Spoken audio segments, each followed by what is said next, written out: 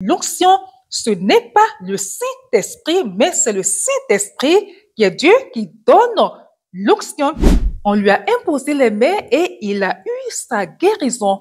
Cet homme de Dieu lui a imposé les mains et il est tombé sous l'onction. L'onction de cet homme de Dieu fait que lorsqu'on l'approche, on sent la présence de Dieu. Voilà autant de choses, autant de propos que nous entendons de la bouche des chrétiens. Alors, comme vous l'avez compris, aujourd'hui, nous parlons de l'onction et notre thème est intitulé « Qu'est-ce que l'onction ?» Qu'est-ce que l'onction? Et comme d'habitude, nous allons lire un passage biblique tiré du livre de 2 Corinthiens. 2 Corinthiens, le chapitre 1, verset 21, qui dit ceci. Moi, je vais lire la version Louis II. Alors, il est dit, « Et celui qui nous a fermés avec vous en Christ et qui nous a oints, c'est Dieu. » Je reprends ma lecture. « Et celui qui nous a affermis avec vous en Christ et qui nous a oints, c'est Dieu. » Fin de lecture. Si c'est pour la première fois que vous tombez sur notre vidéo, vous êtes super divin. Alors, je vous invite à vous abonner pour ne rater aucune de nos diffusions, de nos vidéos. L'onction, c'est quoi? Au travers des exemples que j'ai donnés avant de commencer, on voit que beaucoup se posent des questions pour savoir ce que ces personnes ont de spécial, ce que ces hommes de Dieu ont dans leurs mains. Qu'est-ce que leurs mains renferment pour que lorsqu'on les pose sur des gens, qu'il y ait des guérisons, qu'il y en a qui tombent, lorsqu'on les approche, qu'on sente une forte présence de Dieu. Qu'est-ce que c'est? Ils sont quoi? Ils sont quoi dans le corps? Ils sont quoi dans leurs mains? Encore une fois, qu'est-ce que l'onction? Ou encore, quand on dit que quelqu'un est tombé sous l'onction, ça veut dire quoi? L'onction, c'est l'électricité céleste.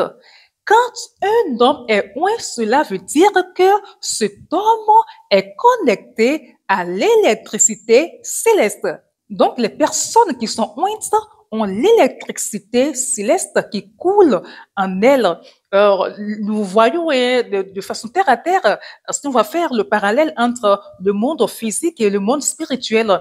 Nous avons l'électricité par nos services qui nous fournissent. Chaque pays a sa dénomination. Chez nous, c'est la SBE qui nous fournit de l'électricité. Mais cette électricité vient d'où? Des barrages.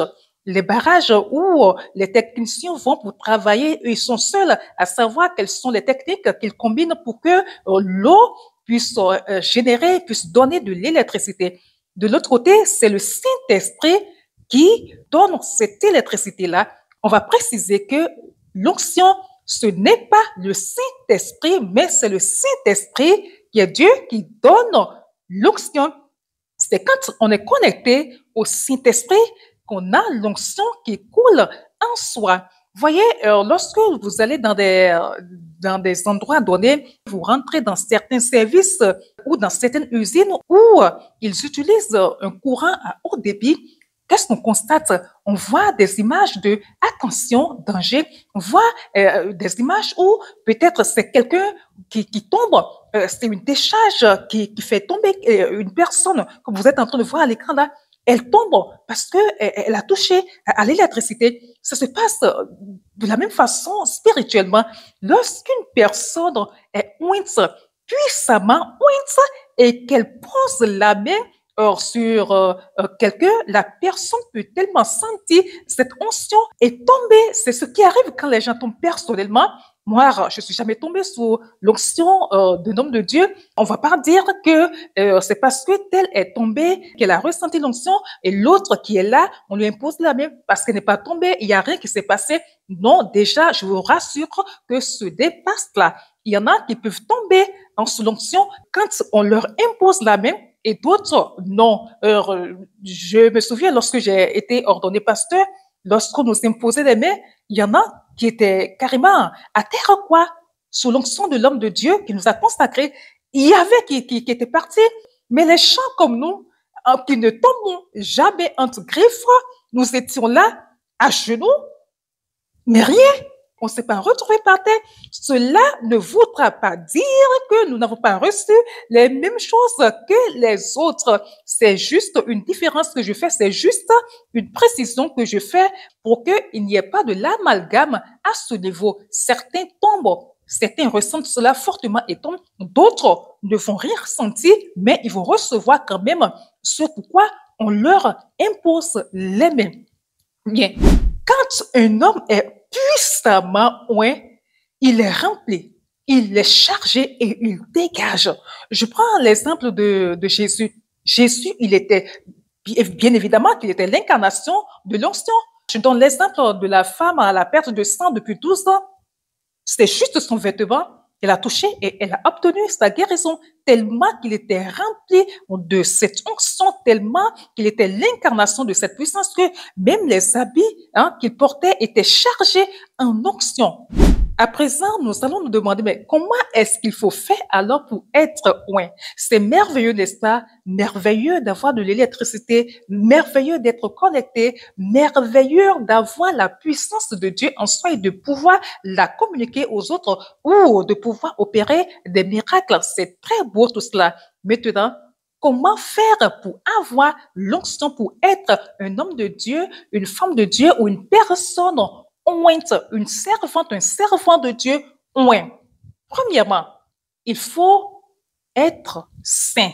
Il faut aimer la sainteté. Dieu, le Saint-Esprit, est l'incarnation du Saint.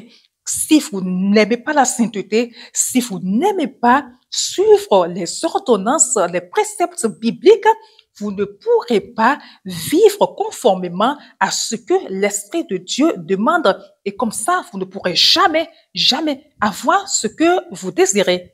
Amos 3.3 nous dit que deux personnes ne peuvent pas cheminer ensemble s'ils ne se sont pas entendus sur des points donnés. Le Saint-Esprit est toujours disponible, toujours prêt à accompagner ceux et celles qui veulent être vraiment loin, mais à condition que ces personnes soient d'accord à marcher, soient d'accord pour marcher selon ses préceptes à lui. La parole de Dieu ne peut pas te dire que dans tel domaine, c'est comme ça, que telle chose se passe et toi, tu décides de faire autre chose et vouloir que le Saint-Esprit soit avec toi, ce n'est pas possible. La deuxième chose, on se connecte à l'électricité céleste en parlant en langue. Plus on parle en langue, plus on génère de l'électricité céleste.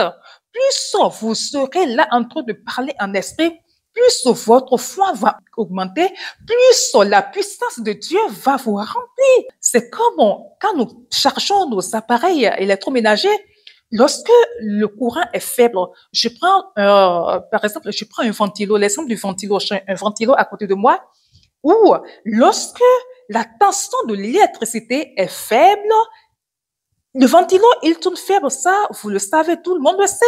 Lorsque la puissance de l'électricité, elle est forte, les ampoules sont mieux éclairées, mais quand il y a délestage, quand il y a trop de personnes qui sont sur un générateur, vous voyez, les lumières, les ampoules, elles ne sont pas claires. C'est pareil. Plus vous allez passer du temps à parler en langue, plus il y aura de l'électricité qui va venir en vous, plus vous serez chargé, plus vous serez une personne ointe. Et ce que je dis est attesté par le passage de Jude 1:20, Jude 1:20, qui nous dit que nous devons nous édifier nous-mêmes sur notre très sainte foi en priant par le Saint-Esprit. Ainsi, plus on parle, plus notre foi grandit, plus l'onction coule en nous. Je m'arrête ici pour dire ceci. Oui, c'est vrai que quand on prie en langue, on a l'onction. Quand on marche dans la sainteté, oui, il y a l'onction qui coule, mais il y a des niveaux d'onction. L'onction, c'est niveau par niveau. Il y a des niveaux d'onction que vous ne pourrez jamais atteindre si vous ne pratiquez pas régulièrement le jeûne et la prière.